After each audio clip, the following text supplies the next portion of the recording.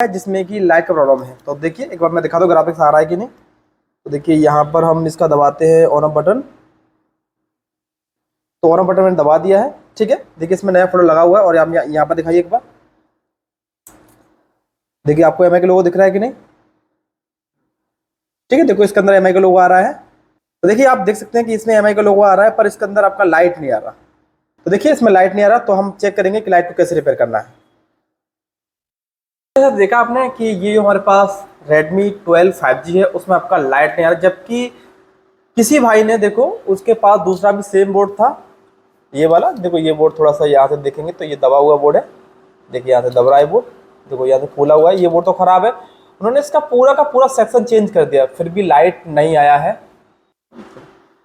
तो उन्होंने इसका पूरा का पूरा सेक्शन चेंज कर दिया इस बोर्ड में से, पर लाइट फिर भी नहीं आया है। दोस्तों देखेंगे कि इसमें ऐसा समस्या क्या है कि इसके अंदर आपका लाइट नहीं आता। देखा जितना भी हमने देखा है 5G हैंडसेट में लाइट के फॉल्ट में ये कॉमन समस्या निकल रही है अभी, कि ये ज़्यादातर लाइन में प्रॉब्लम होने से ये समस्या आ रही है। तो देखेंगे इस हैंडसेट में वो वाला समस्या है कि नहीं। देखिए ये सेट Redmi का 12 5G है। 5G हैंडसेट में लाइट के लिए ये समस्या बहुत ज़्यादा आ रहा है, जबकि देखिए था उन्होंने सब कुछ चेंज कर दिया फिर भी लाइट नहीं आया। तो हम स्टेप बाय स्टेप चेक करेंगे, वीडियो को एंड तक देखना तभी समझ पाएंगे कि किस तरह से फॉल्ट को फाइंड करते हैं। और हमारा ऑनलाइन क्लास स्टार्ट होने वाला है 1 तारीख से, उसे ज्वाइन करके आप बेहतर ढंग से सीख सकते हैं। उसका फीस केवल 6000 है। इतनी कम फीस में आप बहुत अच्छी रिपेयरिंग सीख सकते हैं। और हमारा ऑफलाइन क्लास स्टार्ट होता है हर महीने की 10 तारीख से, उसे ज्वाइन करके भी आप बेहतर ढंग से सीख सकते हैं। तो देखते हैं इस फोन के अंदर फॉल्ट क्या है। तो आप देख सकते हैं कि ये आपका मदरबोर्ड है। तो यहाँ पर देख सकते हैं कि किसी भाई ने देखो ये टाइट आपको एक जंपर लगाया गया है, जो कि देखिए यहाँ से ग्राउंड का जो ट्रैक है वो उखड़ गया है, क्योंकि ये देखो लाइन एक कैपेसिटर पर टच है इस साइड, मतलब कि लाइट के कैपेसिटर पर ग्राउंड नहीं आ रहा होगा, इसलिए उन्होंने ये लगाया है। तो हम पहले वायर को निकाल देते हैं और हम चेक करेंगे स्टेप बाय स्टेप जैसे हम लोग लाइट के फॉल्ट को रिपेयर करते हैं। देखिए 5G हैंडसेट में कैसे लाइट बनाते हैं।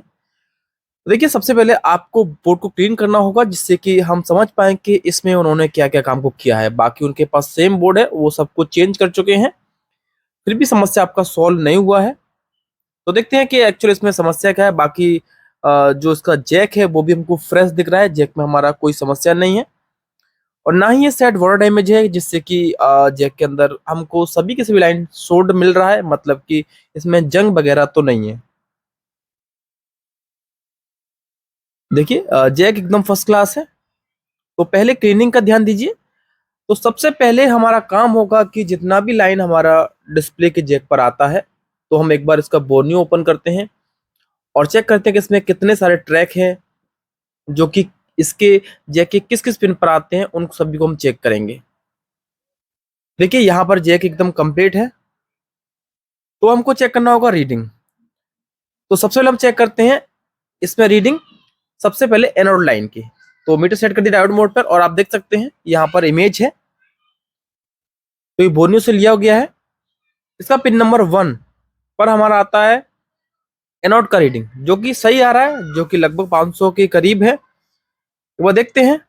देखिए जिस कैपेसिटर पर हमारा जंपर लगा था वहां तक भी लाइन जुड़ा हुआ है, ये भी कैपेसिटर इसी लाइन का ही है।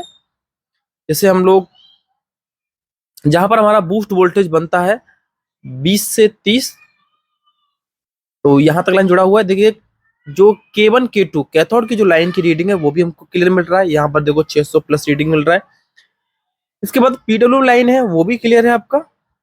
और इसके अंदर देखो एक लाइन और दिखाया गया है 1.8। तो हम एक बार उसका भी जीआर ले लेते हैं, जो कि पिन नंबर यहाँ पर है। देखिए ये भी रीडिंग ओके आ रहा है, मतलब कि जितना भी लाइन है उनका रीडिंग ओके। इसका मतलब है कि जो भी लाइन हमारा आईसी से डिस्प्ले के जैक के लिए आया है वो लाइन कटा हुआ नहीं है, ना ही उन लाइनों में शॉर्टिंग है। पर लाइट इस सेट में फिर भी नहीं आ रहा। तो इसके बाद हम जो सेकंड स्टेप फॉलो करेंगे, क्योंकि यहाँ पर सारा कंपोनेंट चेंज किया हुआ है, तो हम एक बार इसकी लाइट आईसी को निकालेंगे। और क्योंकि लाइट आईसी हमारा बूस्ट वोल्टेज क्यों नहीं बना रहा, उसके रीजन हो सकते हैं क्योंकि आईसी के किसी पैड में शॉर्टिंग होना, या किसी पैड में लूज कनेक्शन होना, या आईसी की कोई लाइन मिस होना। क्योंकि यहाँ पर सारा कंपोनेंट चेंज हो चुका है और जैक पे सभी लाइन क्लियर है, तो लाइट आना ही चाहिए। तो हम एक बार इसकी लाइट आईसी को निकालेंगे, ठीक है।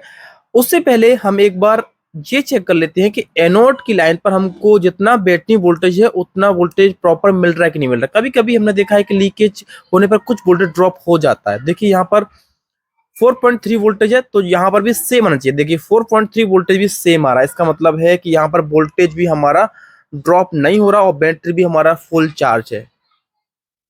बैटरी हमारा फुल चार्ज है और यहाँ पर किसी भी प्रकार का इस लाइन में कोई भी लीकेज नहीं है।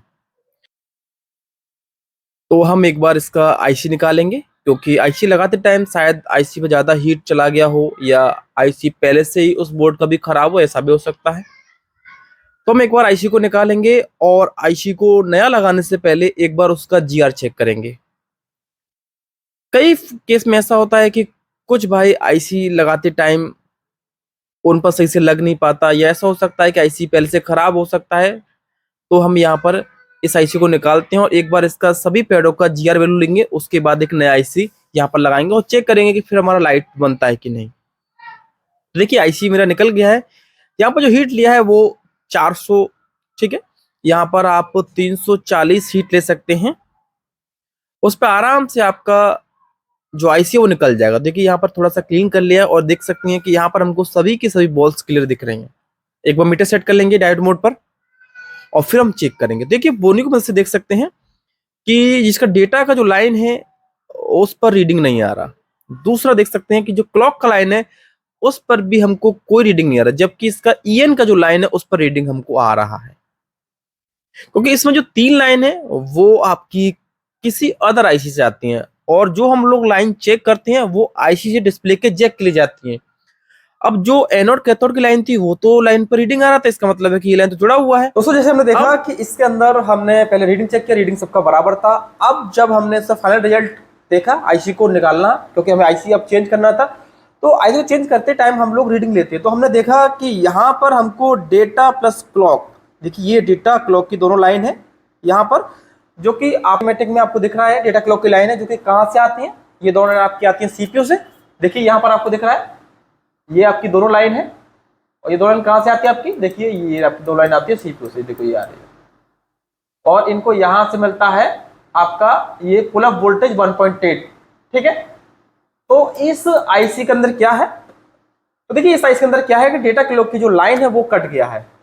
तो देखो ये देखना पड़ेगा ये लाइन हमारा कहां से कटा है, या तो हमें सीपीयू जंपर लगाना पड़ेगा 2, या देखेंगे कि ये लाइन अगर यहीं कहीं आसपास हमको मिल जाता है तो हमको वहां से जंपर करना पड़ेगा, ठीक है। तो इसका मतलब पहले हम डेटा क्लॉक की लाइन जोड़ते हैं फिर आईसी लगाएंगे, देखते हैं कि हमारा लाइट बनता है कि नहीं।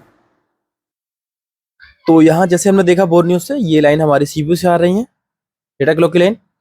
तो यहाँ पर देखो सील निकालते टाइम थोड़ा सा यहाँ से एरिया कट हुआ है, तो एक बार हम यहाँ पर स्क्रैच करते हैं, देखते हैं शायद यहाँ से हमारी ये लाइन गया हो, तो हमारा यहाँ पर थोड़ा सा मेहनत कम हो जाएगा।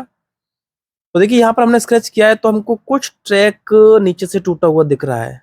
देखिए यहाँ पर ये 2 ट्रैक हमारे क्लियर हमको दिख रहे हैं।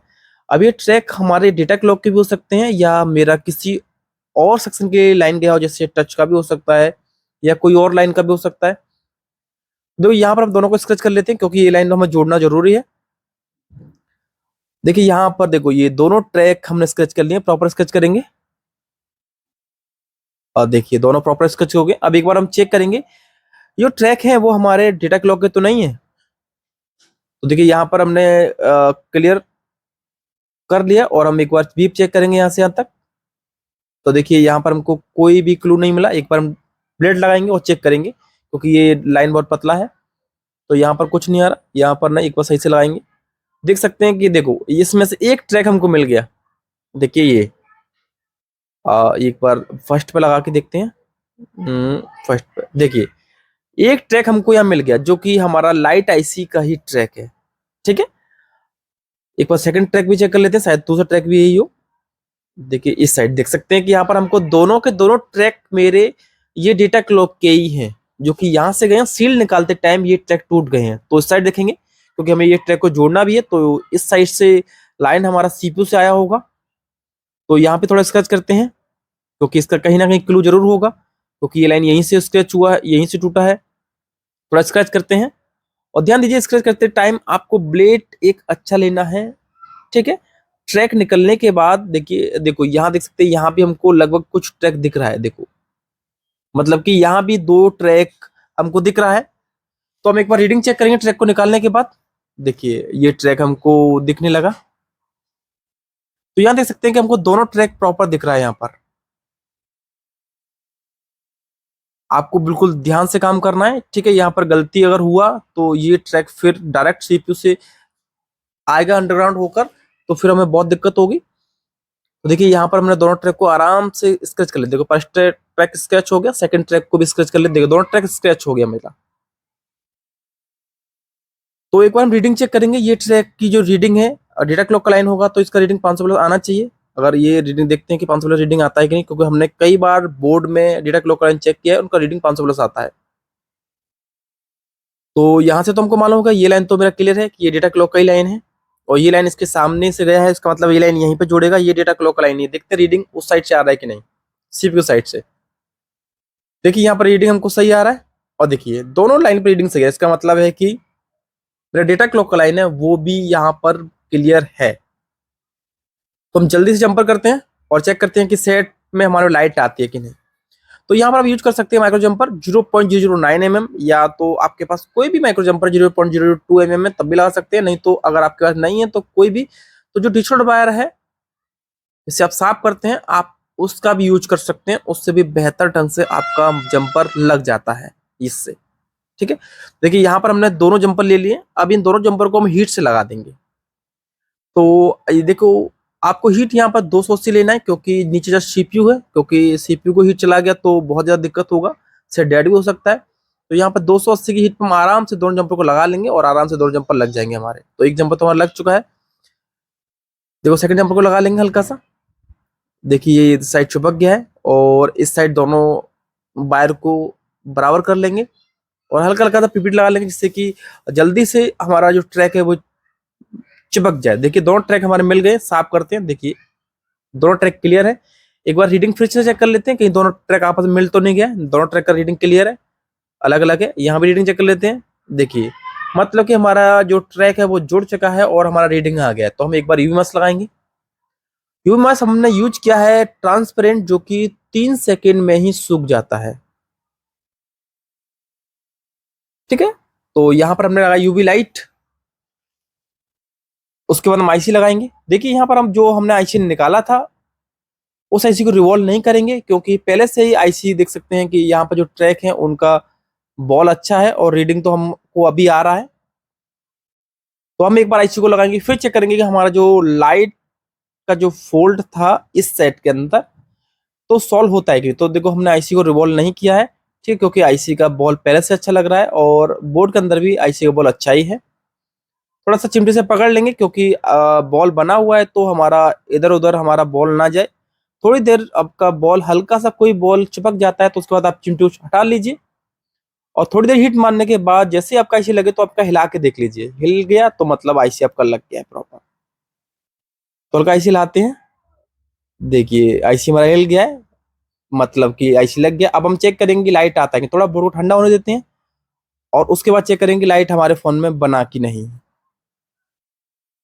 बोलो दोस्तों, देखा कि यहाँ पर हमने दोनों माइक्रोमीटर बना दिए हैं जो कि डेढ़ किलो की लाइन की थी। रीडिंग हमारा आ गया है। अब एक बार हमने आईसी वही लगाया है और एक बार चेक करते हैं।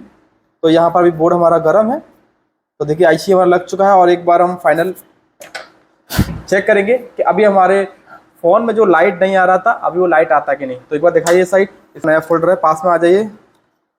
ये नया फोल्डर लगाते हैं हम, और ये हमने लगा दिया इसका जैक, और चेक करेंगे कि अभी हमारा लाइट आता है कि नहीं। देखिए फोल्डर हमने यहाँ पर लगा दिया है और हम दबाएंगे पावर बटन।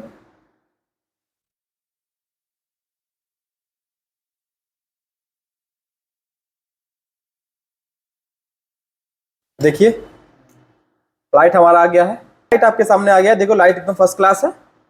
और देखिए आपके रिजल्ट है कि यदि आपको फोल्ड फाइंड में दिक्कत होती है, तो फोल्ड फाइंड में दिक्कत होती है तो आप हमारा ऑनलाइन क्लास ज्वाइन कर सकते हैं, ठीक है। इसका जो फीस है वो केवल 6000 है। 6 कम फीस में बहुत अच्छी रिपेयरिंग सीख सकते हैं। और हमारा जो देखिए लाइट कंप्लीट आ गई। देखो लाइट इसके अंदर, ठीक है, लाइट हमारा एकदम आ गया है।